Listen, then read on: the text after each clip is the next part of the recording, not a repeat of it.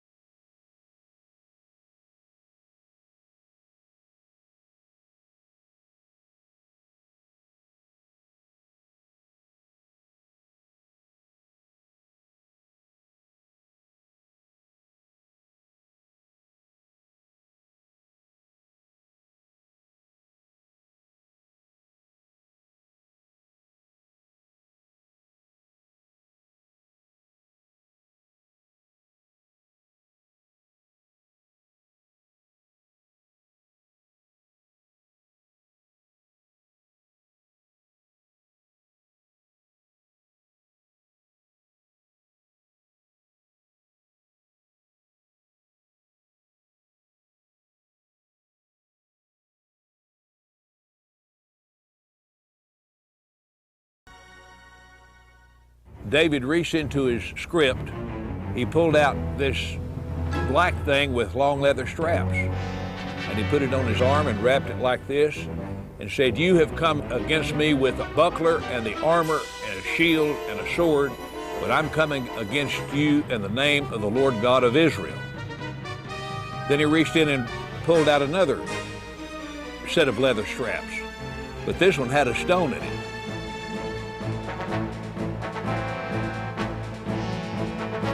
And like this, the shepherd boy cracked Goliath, stunned him. He didn't kill him. Goliath fell on his hands and knees. David ran over and took the sword of Goliath, this enormous sword that had killed Hophri and Pinchas. And with Goliath's sword, he decapitated him.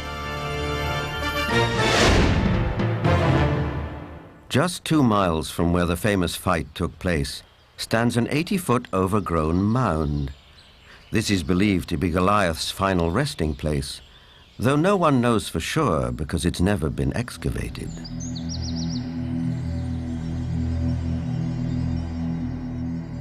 In the American Midwest, there are also many large mounds, which are said to be graves.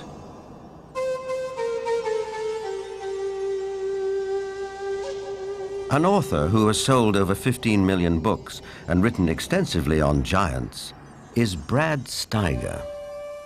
Mass graves of giants were opened. Some of the men 8 feet tall, some of the women 7 feet tall, some records of men 10 feet tall, and extremely large skulls. And extraordinarily, some of these skulls had horns, some had extra rows of teeth, some had other what we would call anomalies, but they were extraordinarily large skulls and extraordinarily large people. A maverick archaeologist who has long been fascinated by legends of American giants is David Hatcher Childress. A number of mounds in the Midwest in America were excavated starting in around 1850. And in many cases, they would find skeletons of people who were in excess of 7 feet tall. And in many cases, they had double rows of teeth as well as, in some cases, 6 fingers on each hand and 6 toes on each foot. The one that was found in Bridal Veil Falls, California by a group of miners, first they found this wall with very intricate hieroglyphics. They assumed that they were finding gold behind the wall. They broke it down and they found this woman holding a child covered with fur and a strange kind of dust. The same tall female mummified remains have been found in Texas. They have been found in Death Valley. They have been found in other parts of California. These old photographs and newspaper clippings are all that survive of these mysterious giants. Winner of the Newsmaker of the Year award, journalist Jim Mars has a special interest in speculative science. Archaeology at that time was in a heyday. There was everybody that had a shovel was out trying to find something. But what's interesting is that the finding of these giant mummified bodies and giant fossils and bones, really you can't pin to any particular location. They were finding them in Greece, they were finding them in Italy, they were finding them in the Middle East, they were finding them in America. And even if you write off a few of those as perhaps a hoax or a misinterpretation of something else, you're still left with a tremendous amount of evidence to show that there were these giant beings at some point walking the earth.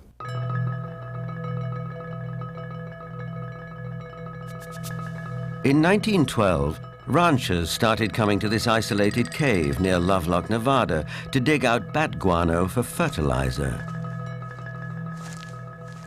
Inside, a surprise was waiting for them. They began excavating the 10 to 15 feet of guano that was here in this cave. They started discovering some unusual artifacts. They found duck decoys and baskets, other things for hunting and fishing in the nearby lake that's now drying up. But then they made some very unusual discoveries, and those were of red-haired giants that were mummified. These giants were 6.5 to 7 feet tall. In many cases, they were mummified, wrapped up like Egyptian mummies, and they had long red hair going down to their shoulders. The ranchers couldn't explain it. It was the strangest thing they'd ever seen. But the Paiute Indians who lived around here knew all about it. In fact, back in 1883, Sarah Winnemucca, a Paiute Indian princess, had written a book called Life Among the Paiutes.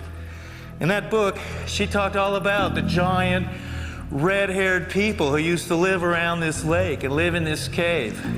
She claimed they were cannibals. That tribe would eat the dead. They would make war on my people. My people went to work and gathered wood to fill up the mouth of the cave. At last my people set it on fire and called out to them, "Give up or you will die." But no answer came. Now, one of the great mysteries of the West is what happened to these giants? There was nearly 60 skeletons brought out of this cave, but today they're nowhere to be found. Is it that there is some kind of archaeological cover-up that has occurred here? Something that concerns giants? Perhaps the entire story may be a rural legend, or like tons of buffalo bones, the remains may have been burned and used with the bat guano as fertilizer. Whatever the explanation, proof that there were giants here has disappeared. Yet at the same time, tantalizing clues to their existence can be found all over the world.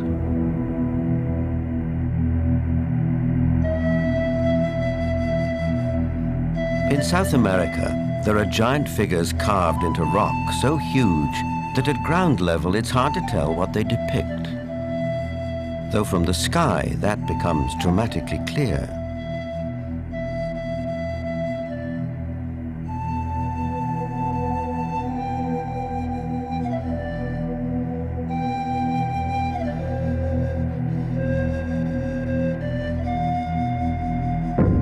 This one in Chile, known as Cerro Unitas, at over 300 feet high, is believed to be the largest representation of a human-like figure in the world. Who carved it and why remains a mystery.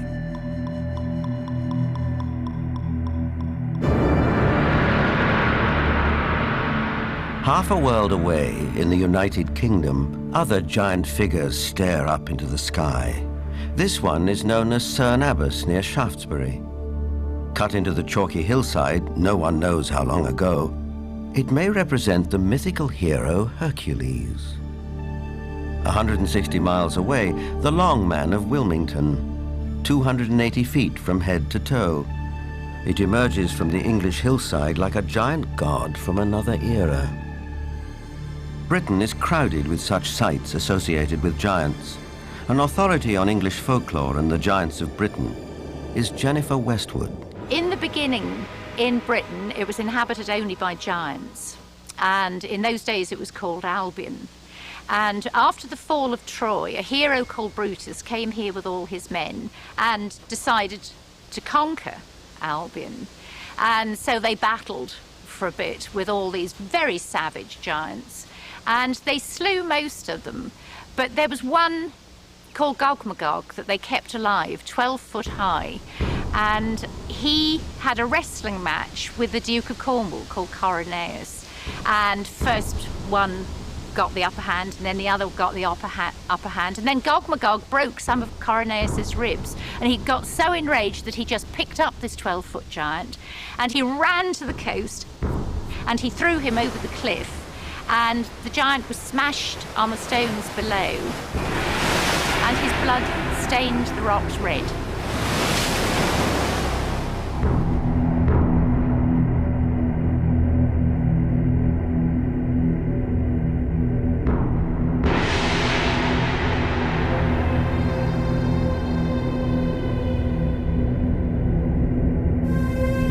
Giants also figure in the mythology of Stonehenge, arguably the most famous megalithic structure in the world.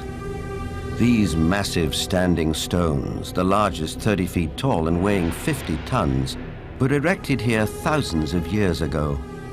The early Britons called the stone circle the Giant's Dance and believed giants had built it. Who really built Stonehenge and how they did it are enduring mysteries. Perhaps in the end, we have to turn to legends for an answer.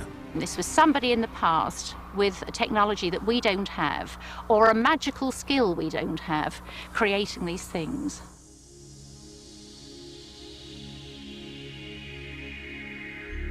The spiral-shaped Gilgal Rephaim is situated in the Golan Heights, 50 miles from Damascus.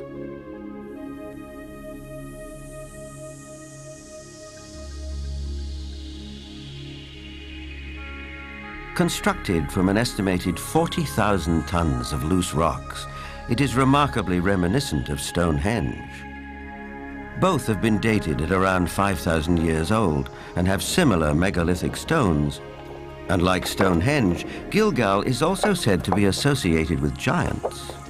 Only in this case, there's biblical text which seems to support the claim.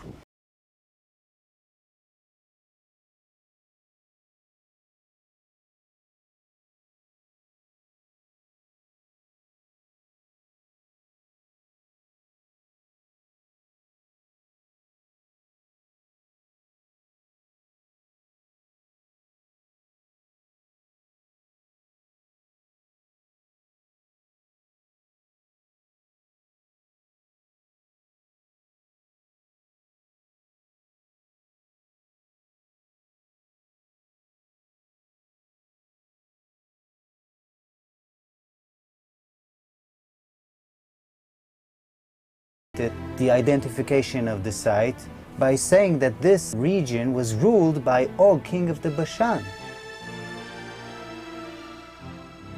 Og is described in the Book of Deuteronomy as, and I quote, "For only Og, king of Bashan, remained of the remnant of the Rephaim." Rephaim is Hebrew word for giants.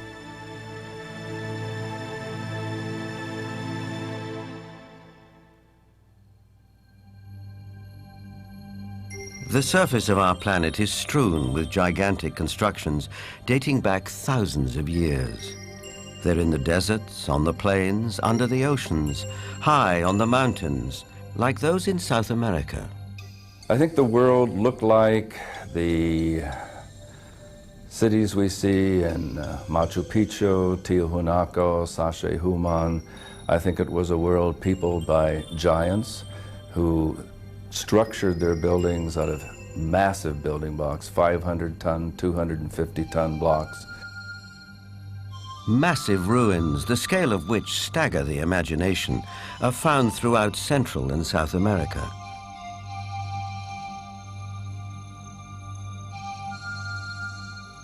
Even a skeptic might be tempted to ask, who could have built these architectural wonders, if not a race of giants?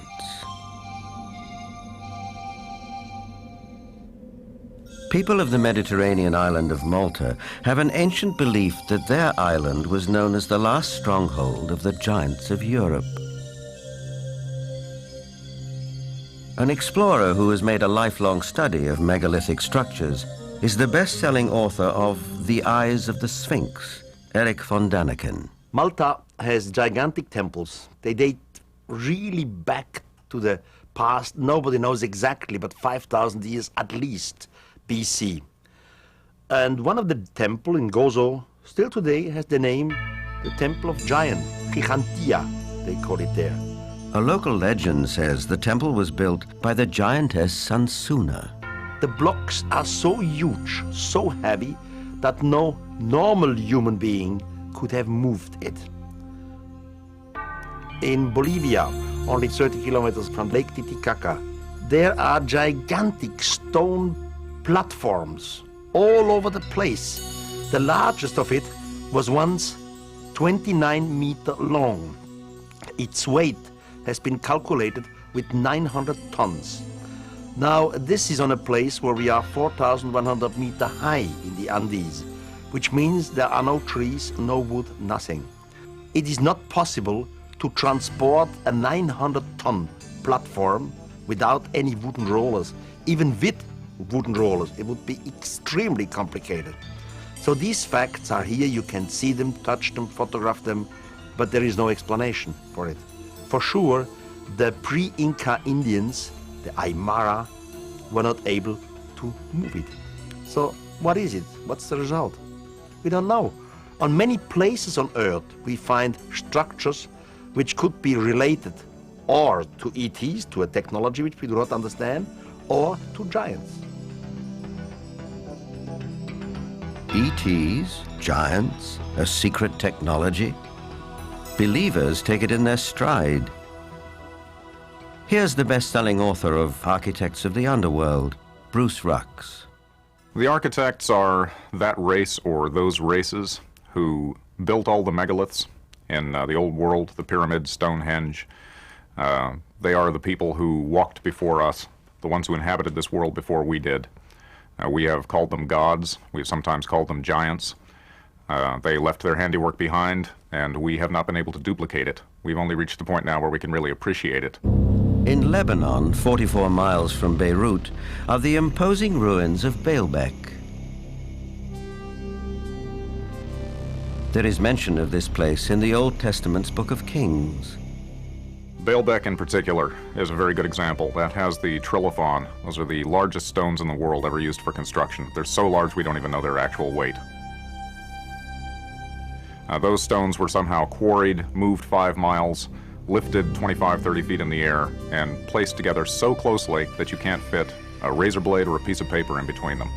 We have no idea how they did it. We don't have a crane in the world that can lift weights anywhere near what those things are. No one knows for sure, but according to Arab tradition, the earliest temples were built here after the Great Flood by a tribe of giants for the biblical king Nimrod.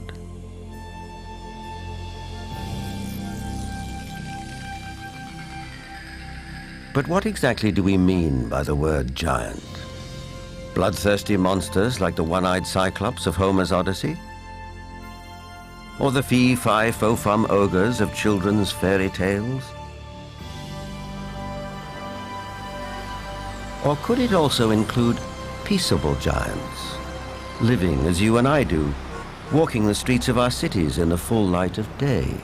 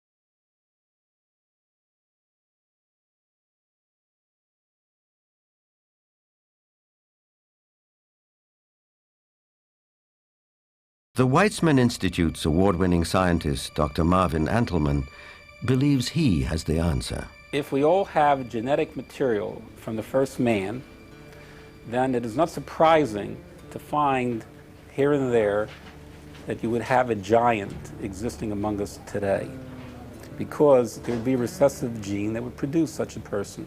The Watusi tribe, for instance, are very large. The median height for most of their males is close to about 7 feet. They're extremely tall. There are biblical references to even taller people who lived in ancient times. Rabbi Itzhak Mamostin of the Center of Jewish Studies in Vancouver, Canada.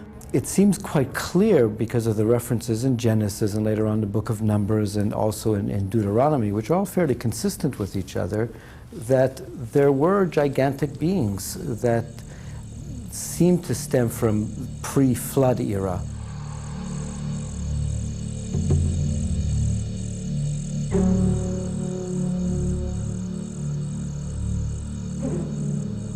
Is it possible that environmental conditions of past ages favored the development of giants? Certainly we know from fossil evidence that some species, like dinosaurs, grew many times larger than they do today. A supporter of this thought-provoking and controversial theory is Dr. Carl Bohr. Optimal genetic expression means the best that the organism has within the DNA is expressed because of favorable atmospheric conditions. Based on fossil evidence, trees like the California giant sequoia grew much larger than they do today. One theory explains this by proposing that environmental conditions in the distant past were more conducive to gigantic growth.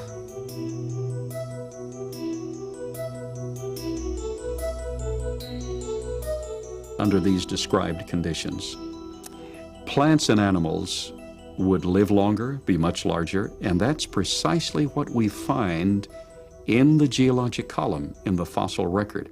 Plants were much larger. All living systems were larger. We have animals that today have an 8 or 9 foot stature with a 16 to 20 foot stature.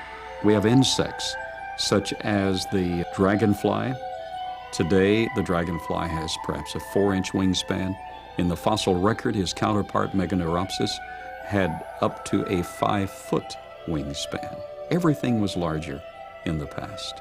I'm of the opinion that under better atmospheric conditions, people were living not only longer, but they were taller, much taller. Giants and dinosaurs could not exist today as they did in the past because the atmospheric conditions simply will not permit it. We had a greater ozone layer at the time prior to the flood.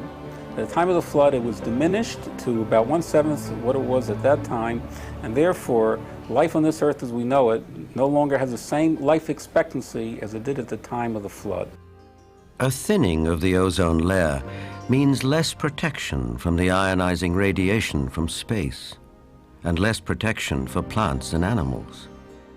Being interested in Earth's original conditions, after 35 years of research on those parameters, I've attempted to reconstruct that context.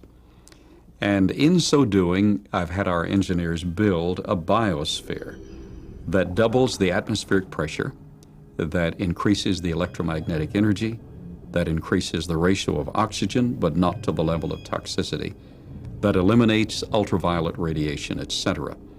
And the experiments that we've run have been very gratifying.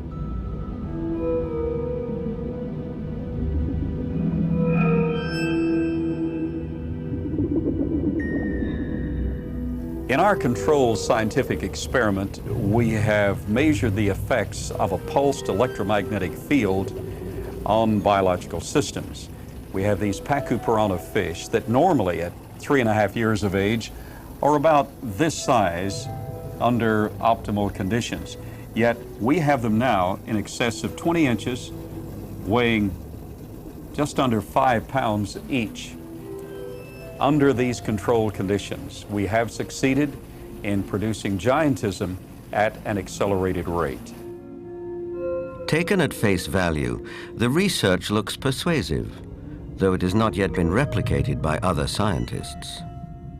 The conclusion in the tradition seems to be fairly clear that gigantic beings were existing at one time, and that as human history developed, or as physiological, emotional, spiritual changes took place, those beings who survived seemed to be of a smaller gene pool. But the possibility that there were other strands of humanity, as it were, seems to be almost explicitly stated in the Bible itself. In the book of Numbers, we are told that after wandering in the desert with his people, Moses sent out scouts to find a place where they could settle. The scouts went north to Hebron. On their return, they reported, "All the people we saw there are men of gigantic size. We felt no bigger than grasshoppers, and that is how we looked to them."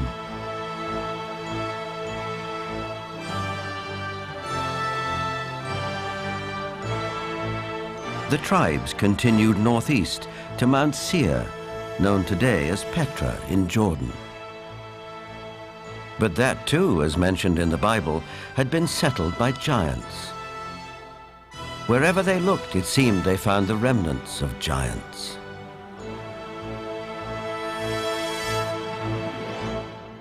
If we look at Scripture, there were giants in the earth in those days. And if we take that literally rather than symbolically, that there were simply men of great powers and extraordinary abilities, then we could say that the first men, the first humans, were giants, or we could theorize that these giants came from somewhere else and used Earth as a colony. In itself, this notion is a startling idea. But a people more ancient than the Israelites believed the very same thing.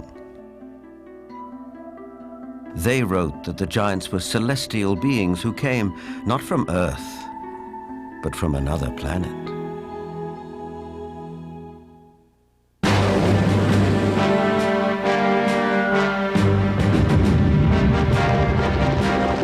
This is the battleground of the Gulf War. We know it as Iraq. In the distant past, several great civilizations sprang up here. One of them, Babylon, was legendary for its wealth and splendor.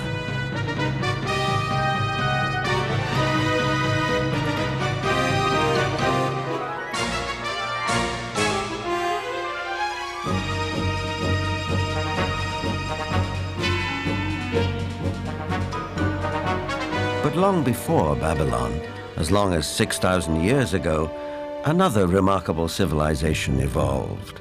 Its people were the Sumerians, who had an extraordinarily advanced culture.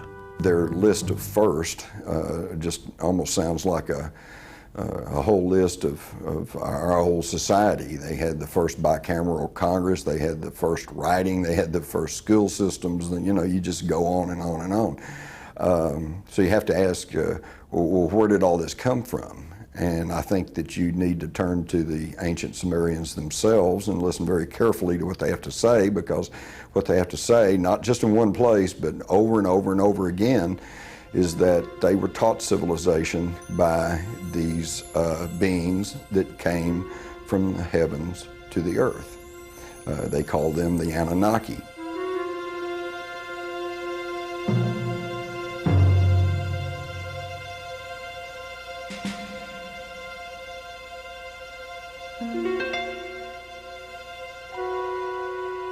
The Sumerians wrote down their history on clay tablets like these, which lay ignored in a Berlin museum for half a century.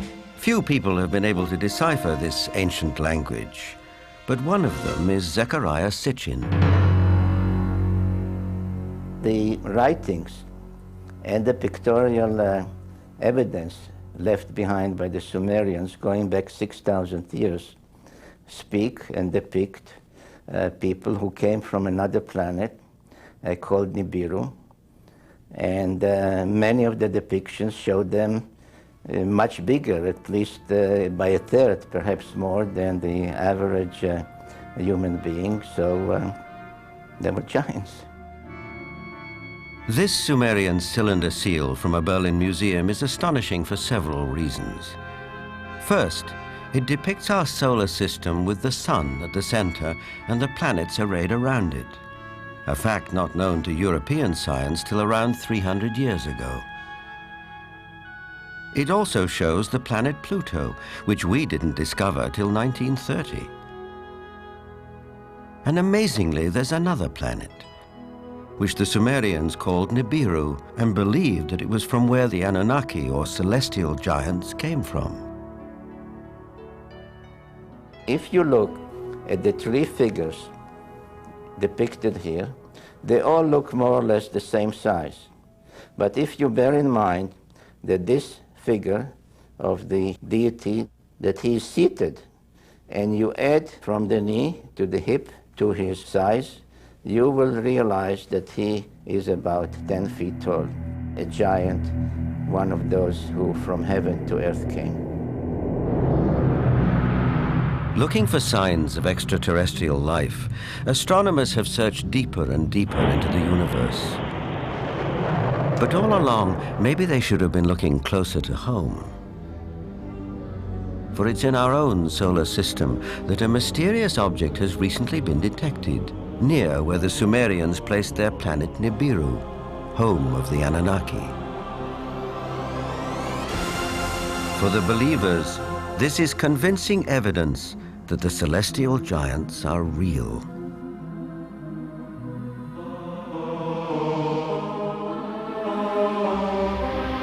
The ancient Sumerian text, just in a very broad overview, basically tell us that more than 400,000 years ago, that these Anunnaki came from space and landed on the earth in the Tigris-Euphrates Valley.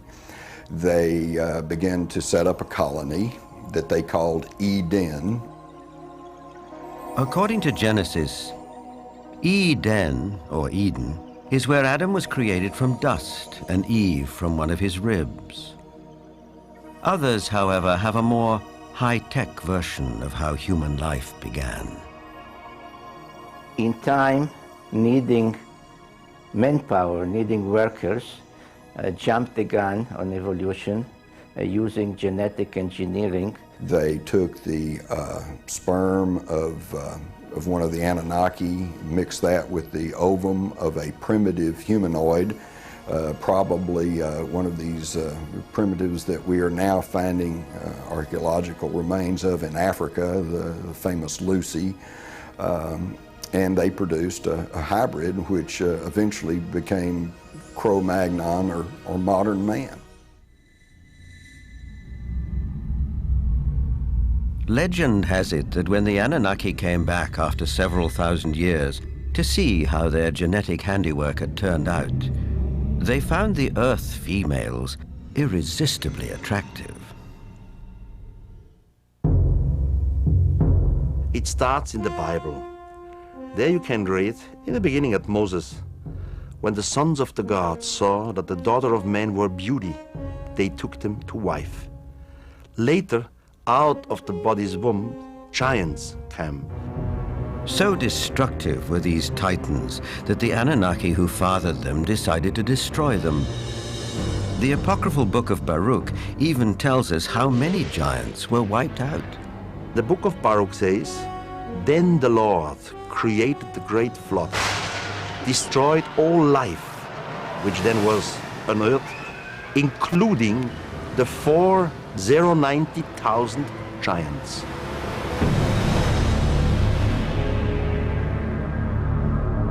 As the story goes, some of the titans survived, but their reign as rulers of the earth was over, and humans became the dominant species. Still, the giants live on in memory, like something deep-rooted that comes from the beginnings of our existence. For some, this is far more than a simple memory. Perhaps they are the ones who report more and more encounters with giants emerging from UFOs. These believers will assure you that the Anunnaki or celestial giants are coming back.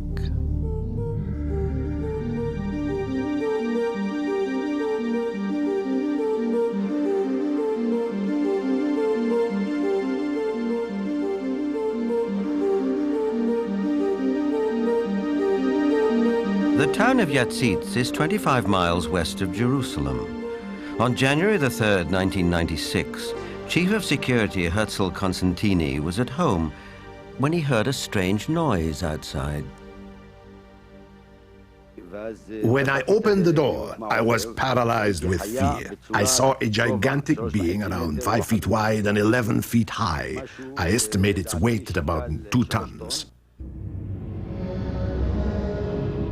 I called the police, and 2 officers came over to the house. They laughed at us and accused me of drinking. But when the trackers came and saw the prints, they stopped laughing.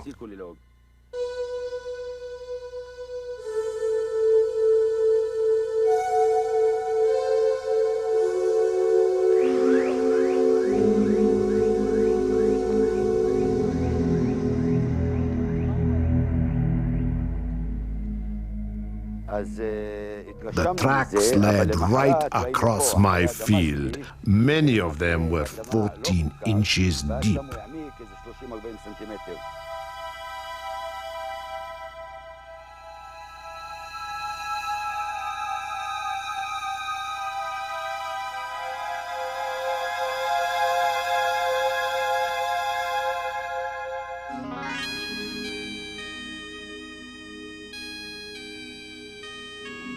Over the past 10 years, reported sightings of UFOs with giant occupants have been on the increase.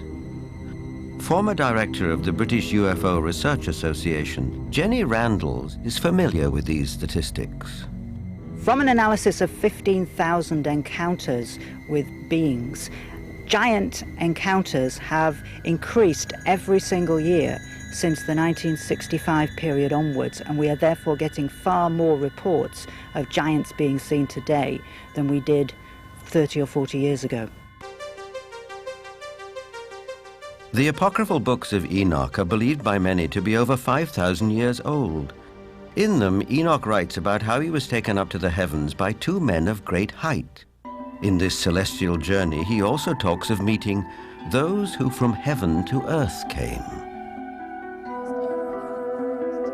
Two huge men appeared to me, the like of which I had never seen on earth. Their faces were shining like the sun. Their eyes, too, were like a burning light. And they took me up and carried me to the first heaven. And they fly with their wings and do the rounds of all the planets. They led before my face the elders, the rulers of the stellar orders. These groups carry out and carefully study the movements of the stars. Enoch is taken up to the sky at least 3 times. In our 2 days view, we would say he was taken up to a mother spaceship. There he has a discussion with what is called the highest, whatever the highest is. We would say maybe the commander of the spaceship. In other words, Enoch is what we would call a victim of alien abduction. This might seem like a far-fetched interpretation of a text written a very long time ago. On the other hand, present-day accounts by people who claim to be abductees are not so very different. The elders were 6 to 9 feet tall. They had white hair, pale skin, almost albino, light blue eyes, wore white robes, and had no shoes on at all. And they could speak audibly, and they could also speak through mental telepathy. I've checked the owner's manual that came with my brain, and nowhere, even in the small print, does it say that all dreaming will be between the hours of 11 p.m. and 8 a.m. That, generally speaking, it is. But what we know is the brain can generate extremely vivid images, extremely real and lifelike things that are hallucinations. But events in the Russian city of Verona can't be so easily explained. In this instance, there were at least 20 witnesses. Could they all have been dreaming the same dream in broad daylight?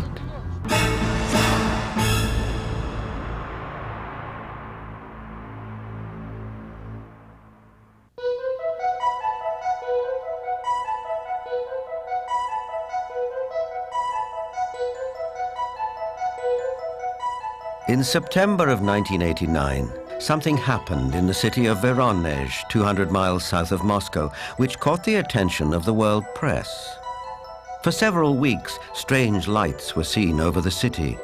Then on September the 27th, it was reported that a spacecraft landed in one of the city's public parks, from which 3 alien giant figures emerged. Nothing remotely like this had happened in Verona before. Before coming to America in 1990, Ukrainian journalist Paul Stonehill covered the Verona story for the international press. Top Voronezh researchers of anomalous phenomena who include scientists, geologists, and also some military people went to the site immediately thereafter. They were on the site on the 3rd of October studying and collecting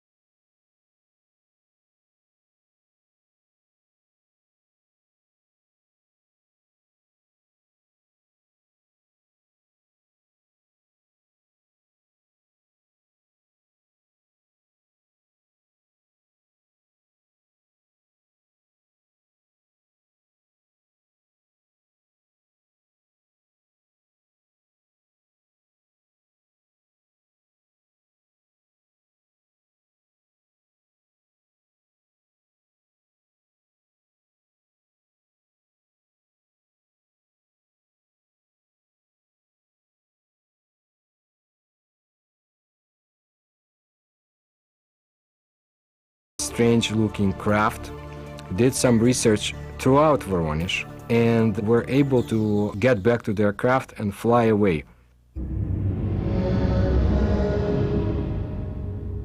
For once we had a genuine large number of people all correlating with one another, describing the appearance of these giants. So it was not a case of you simply believe a witness or you don't. Here you couldn't fail to believe them because there were so many of them talking in concert.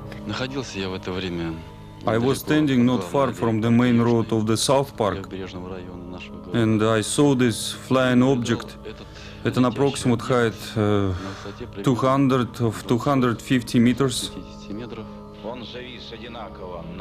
It stayed at the same height and did not move horizontally. I was very interested by all that, because it could not be any kind of meteorological balloon. There was a squeaking sound. Perhaps some drilling tool was operating, like it was boring a hole in the ground. The creatures started coming out. They did not look too much like humans.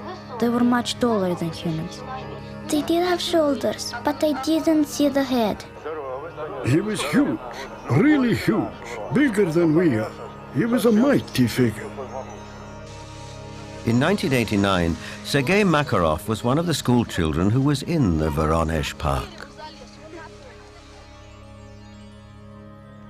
I remember a crowd that gathered around the place. Everybody was scared. Everybody turned pale. I was absolutely flabbergasted. Denis Morzhenko was also one of the boys in the park on that day in September 1989. I saw some traces there, and also a strange man. Outwardly, he looked like any other man, only he was huge. A moment later, he suddenly disappeared. I had no doubt that the UFO and the giants existed, because I saw them. But sometimes when I look back, it seems sort of like a fairy tale.